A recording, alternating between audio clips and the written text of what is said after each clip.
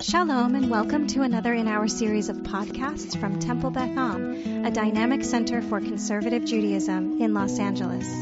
This is Meditation and Mindfulness with Rabbi Adam Kligfeld. Good morning, everyone. Hello to those who are here in my office in Los Angeles, Temple Beth Am. Hello to those who are joining via Zoom. Good morning to anyone who's watching via the Temple Beth Facebook Live on my page or the synagogue's profile. And hello to anyone who is following this asynchronously on the Temple Beth Am podcast page. It's Friday morning. For some of us, it doesn't feel like a Friday morning. After coming off of 2 days of Yontif, I did have to do a double or triple take this morning to remind myself what day of the week it was. Some mornings, or sometimes when I sit for meditation, I feel like I need it more than other days, and that's often a trap, as we discussed. To do meditation because you need it in the moment is rendering it a utilitarian practice as opposed to a comprehensive practice, and sometimes it's liable to disappoint. But I'm just sharing this is a morning which I very much need a meditative place to get into, which makes me nervous about whether or not it's going to be a successful one, whatever success might mean in meditation. I want to share with you a paradox of physicality and spirituality in the priestly blessing that we read in this week's Parshat Naso, right? May God bless you and guard you, Yivarechecha Adonai b'Yishmerecha, etc. When the priestly blessing is given in ritual practice, either in shul or in a family, there is a physicality to it. And what is it? It's the placing of the hands, right? So if you bless your children, most likely you bless your children with your hands hovering over their heads or sometimes even on their heads. And if you've been in a part of the Jewish world where they duchen, where the Kohanim bless the people, in Israel it's every day, particularly in Jerusalem. In most of the diaspora, it's only on Yontif, and in Beth Am, it's never, to my chagrin, because we don't do that particular ritual. We've thought about going back to it. The priests hold their hands out, the Kohanim, as if the blessing is tactile. It never says to do that in the Torah. The Torah says, Kotav archu b'nei Israel, this is how you should bless the Israelites. It doesn't say, lift up your hands and put them over their heads. But in practice, that's how it's done. In fact, the name of that ritual is referred to sometimes as Birkat Kohanim, the priestly blessing, sometimes referred to as Nisiat Kapayim, which literally means raising the hands. And there's an interesting question as to how and why that came to be. Professor at the Schechter Institute, Jerusalem, whose name is escaping me, Dr. Shuli something, Lederman, something like that, connects that pose to another place in the Torah where that pose is described, which is where is the pose of hands up described in the Torah? Moses in the Battle of Amalek. I referred to this actually in my Shavuot teaching, where the idea is that the Israelites were battling down below in the valley, and Moses is up here, and his hand is up. And there are a lot of different reasons as to why his hand is up. Most people understand it to mean that, well, it's either psychological or it's cosmic. If it's psychological, the idea is the Israelites will look up, see their leader full of vigor, and that will invigorate them. Lovely. But the more common understanding, certainly the more traditional understanding, is Moses is saying everything that's happening down there and through me is actually happening from God, right? And that I'm somehow channeling God's godness, God's divinity and God's power. And so it's my hands that are up, but the paradox is I'm actually raising my hands to indicate that it's not me. I'm raising my hands to indicate that it's God, right? And she connects those two rituals. On the one hand, Birkat Kohanim is very tactile, particularly when you're blessing your children or being blessed by them. It's very close, as if to suggest that it's all about the physical contact. But the meaning behind the pose might be the exact opposite, to suggest I'm just an intermediary here. This is all about God's presence, God's diffuse reality in the world. And what I wanted to say about that is, whether or not you're a Kohen or whether or not you're a parent, there's this idea that on some level, our bodies can be and should be a conduit for God's presence in the world.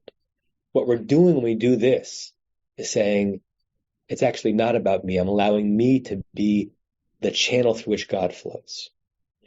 When we come and make a circle around the mourners, when we say, Hamakom yinachem etchem, we're making a physical enclosure as if it's about us.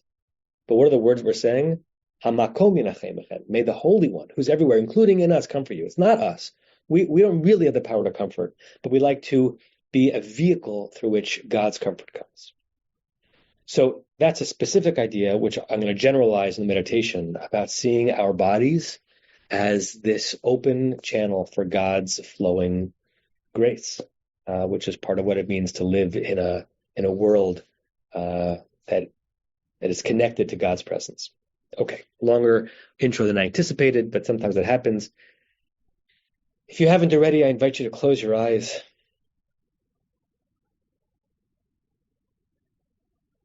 And position yourself very intentionally on your seat or chair or cushion. And even if it doesn't mean shifting, just claim the position that you already established with kavanah, with purpose, the opposite of accident. And place your feet flat on the ground in front of you.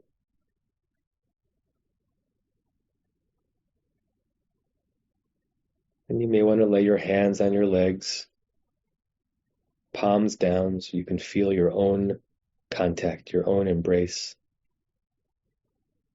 Or palms up, an expression of openness to the world and to this moment.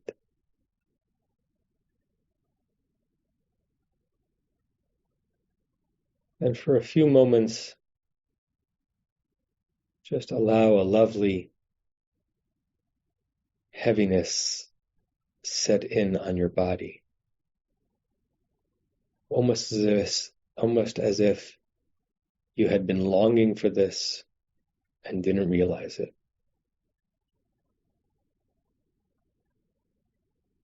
As you let near quiet, because there's no such thing as complete quiet, near quiet penetrate through your pores, saturate your body, calm down, and warm up your soul.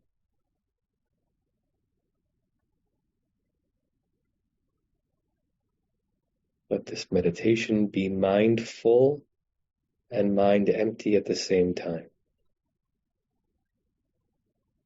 Mind empty in that you want to try to clear your mind as much as possible from unbidden thoughts, outside concerns, obligations and duties. See if you can almost physically be witness to your mind emptying out, like a trap door opening up, and everything that was caught inside just dropping away.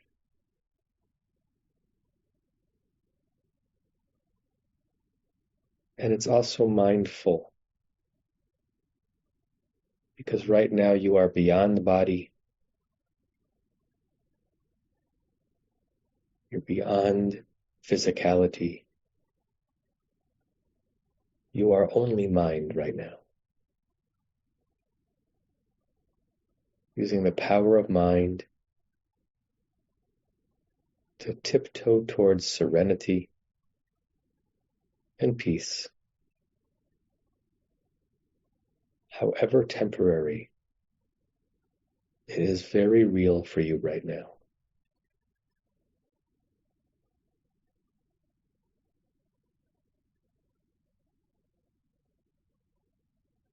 And if your mind comes to body, see if you can see your entire body shimmering with divine light. This need not be a theology test. It's not about what you believe. about God? Can you feel your body shimmering with a supernal, transcendent, divine glow that cannot be explained by pure materialism?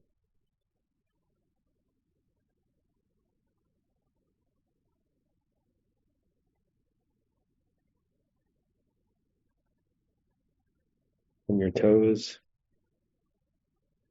to your knees, to your waist,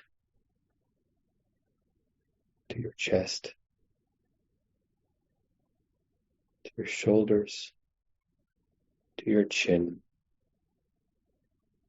to your nose, to the crown of your head. Imagine a painting of yourself where the artist would have seen your divine glow.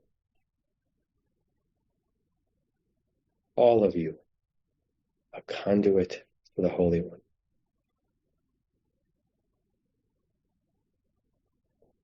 If you can visualize the Hebrew letters of God's holiest name, Yud and Hey and Vav and Hey, map it onto your body. The Yud is your head. The Hey are your two arms and the horizontal line between your shoulders. The Vav is your torso, your straight spine. And the second Hey are your two legs and the horizontal line connecting your hips. Your body is God's name. Your blessing of others are God's blessings. You breathe and you eat, and you speak and you walk, and you type and you sing. And somehow all of that is just a channel for God's beauty to flow through you and be bestowed on others.